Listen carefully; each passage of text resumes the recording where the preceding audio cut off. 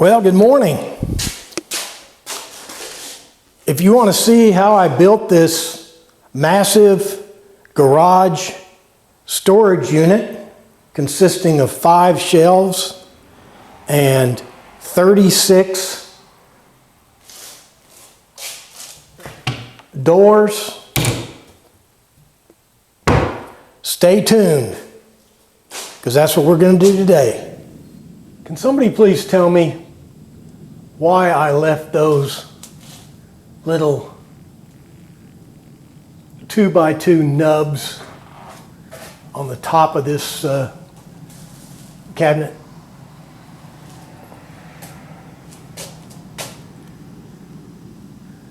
Well, I don't know either. So they're coming off right there. What I'm doing here is installing the shelf edging. This has 3 purposes. First, it reinforces the edge of the shelf with the shelf with this installed.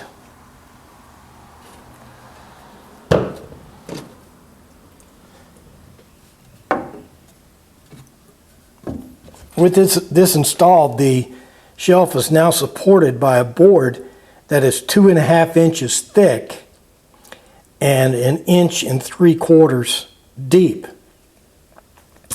Second of all, it provides a flush nailing surface across here. I don't know if that's camera shining on it, but a flush nailing surface when I put the cabinet front on. And third, it provides a smooth transition to the shelf. There's no lip or gap here to be catching on when you put stuff on the shelf.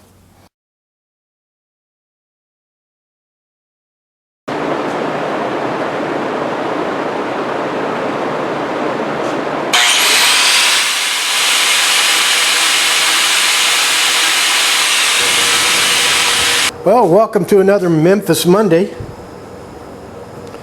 Get up in my chair here. This is part 2 to the garage cabinet build. You already caught me working on the edging for the shelves and working on the face front, on the cabinet front. And today we're going to finish the project up. We're going to put the cabinet front on it and install the doors. Well, first we've got to build the doors and then we're going to install them. Alrighty, so let's knock off the chatter and get to work. Here I've got the cabinet front mocked up. This is simply a question of attaching the cabinet front to the shelves, which we made flush with the edging. This will be nailed in place, and then the doors will be installed over these openings, which are flush. See, all the way across. All right, so let's go ahead and install this this cabinet front.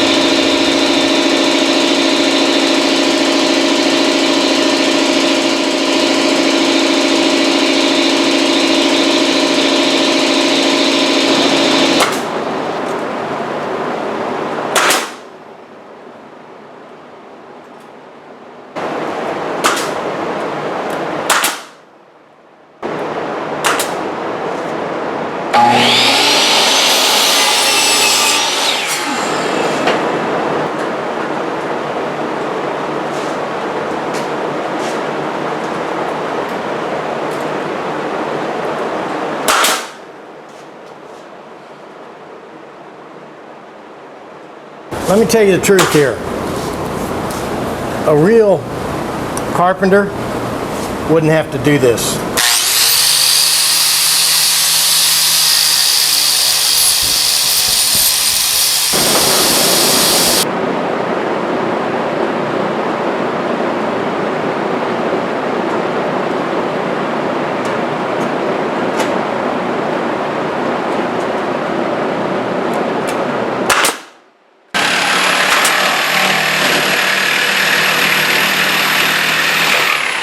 What I was doing there is trimming off that horizontal, that vertical baseboard, so that I waited to trim those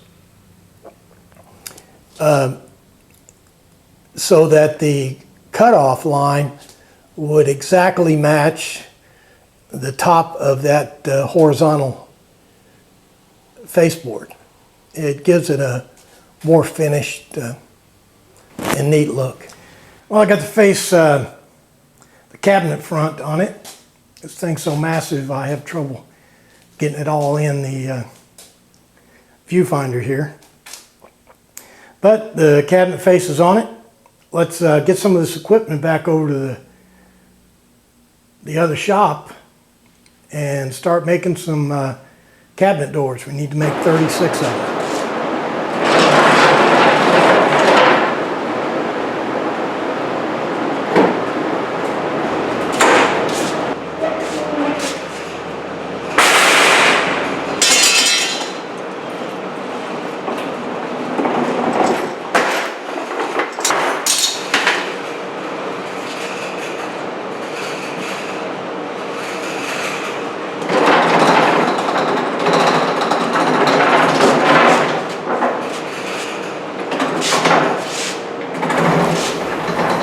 Let me show you how I make these flat panel shop doors. I got 4 pieces of wood. These are 25. These are 25 inches. These are 14. Then you take your clamping it down, forces the end grain in this inner piece to be forced in, and it keeps it from sliding.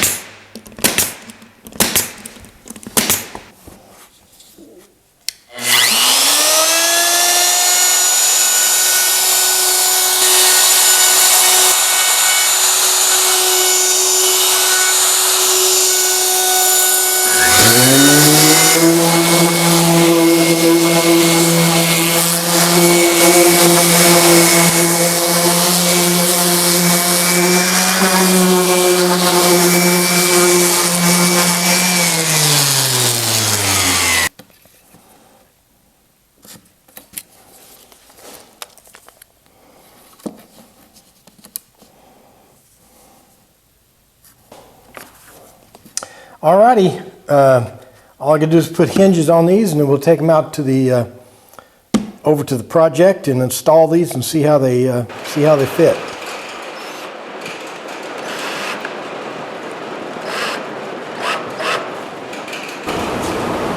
The best way to sorry about the fan, but it's summertime and kind of hot.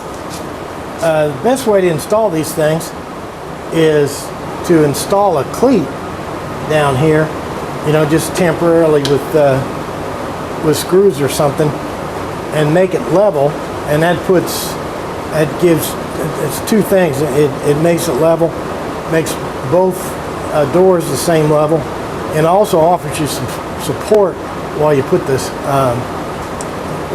screws in.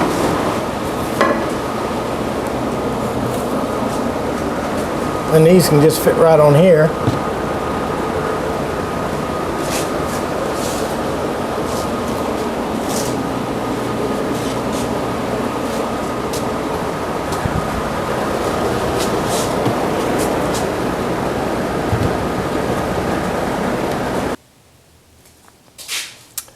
Look at these doors.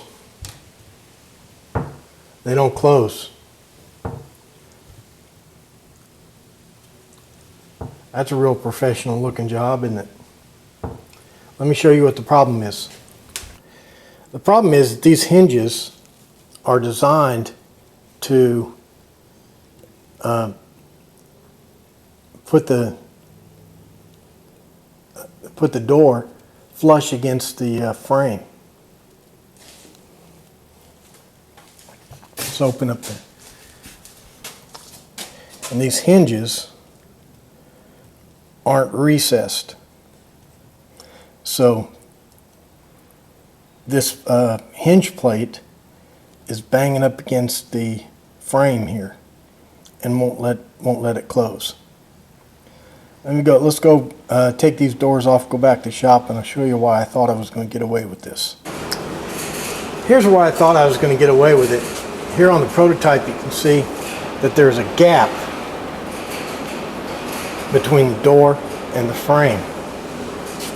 That's because these are special bells and whistles, self-closing, spring-loaded hinges that leave a gap between the door and the frame in the front here, and so there's room for this plate to sit in there. So when I close it,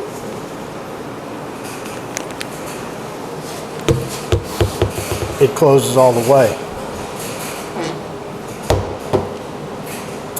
But not so with those cheaper hinges. Let's go over and check out what I'm going to do about this. The traditional way of doing these is with a chisel. It's pretty simple. You just trim out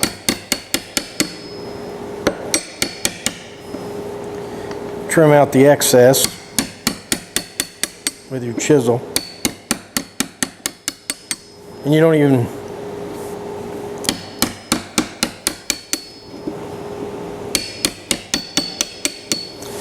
need a hammer if a lot of times you don't even need a hammer if the wood's soft enough. Second traditional method with power tools is to put a little square rectangular jig over where you're going to recess the hinge and use a router. But let me show you a method that I've come up with that's the fastest method you ever saw. I finished those recessing those hinges using a chisel. It took me about half an hour to do both of them.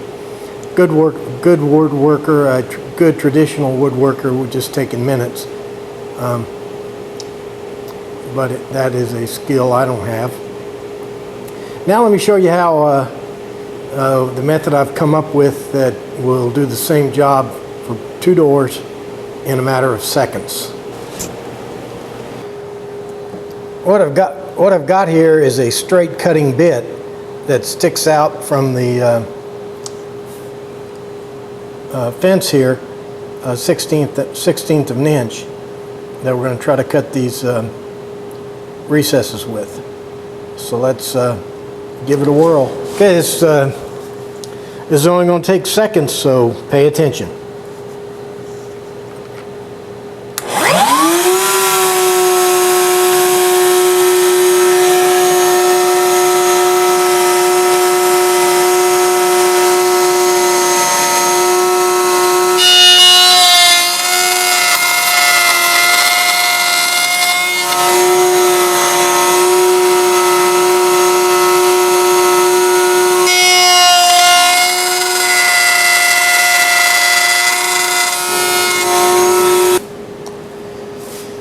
Well, there it is. I don't know what the downside is.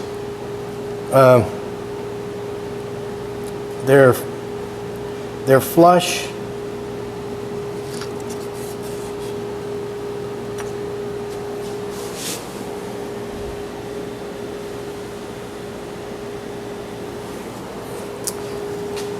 I don't know. I've never seen anybody do it that way, but it sure seems to work.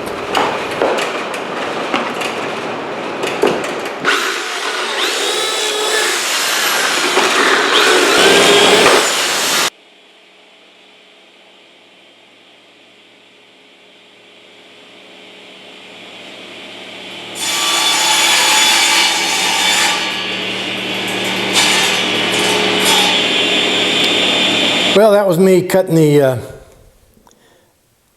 pocket screws for the or the pocket holes for the for those short pieces there. And you saw me getting the 10 plywood panels there, and I still can't get over how good. You think we discovered a new method of recessing hinges? I'm telling you, we could be famous. Okay, let's start mass producing these 10 doors.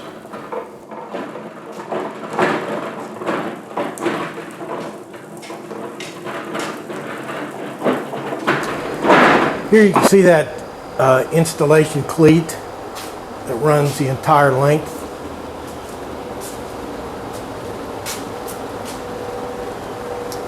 Okay, let's put some doors up on the cleat and see what they look like. Okay, here's the story. I mocked up all the doors on this middle row, but if you mock something up and you're not willing to change it if there's a problem, then why did you go to all the trouble of mocking it up? And we got a problem. There's not enough lip on that top up there. Right there, that's only about an inch. I need to take all these doors down and reposition the cleat. I need to move that cleat down about an inch so I have more clearance on top for that top row of doors. So let's get to it.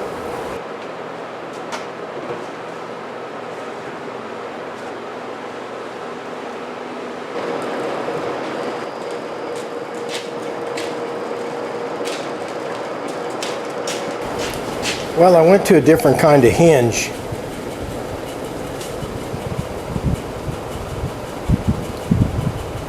Let me go over and show you why. I was originally using these cheap hinges. I got them for like $1 a piece. That turned out to be a mistake. Primarily because I had to put these little magnetic catches on the doors so they'd stay closed. What I went to are these spring-loaded hinges. They cost a little more, but the doors are self-closing.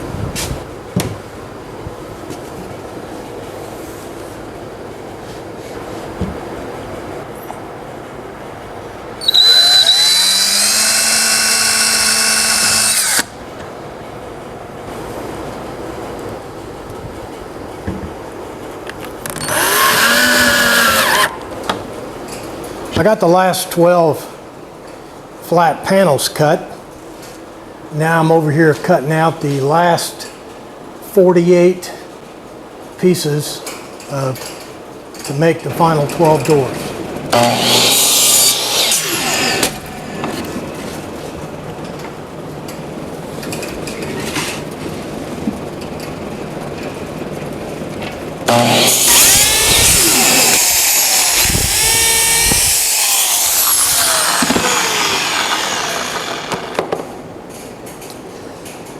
Did I tell you this thing had 36 doors?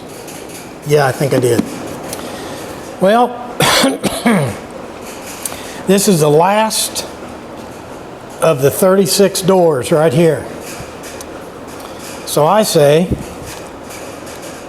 let's take these last 12 doors over to the shop, over to the garage, install them, and see what this project looks like. What do you say?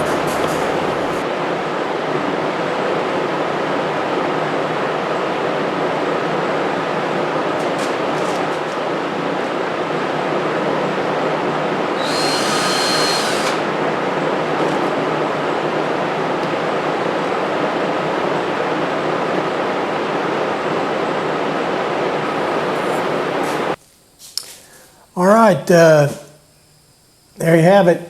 I wanted to give you one more shot of the cabinets before we signed off. I was going to sign off with all the cabinets in the background, but there's too many of them, and I can't get them all in the shot. But there they are, 32 cabinet doors, 72 hinges. All right.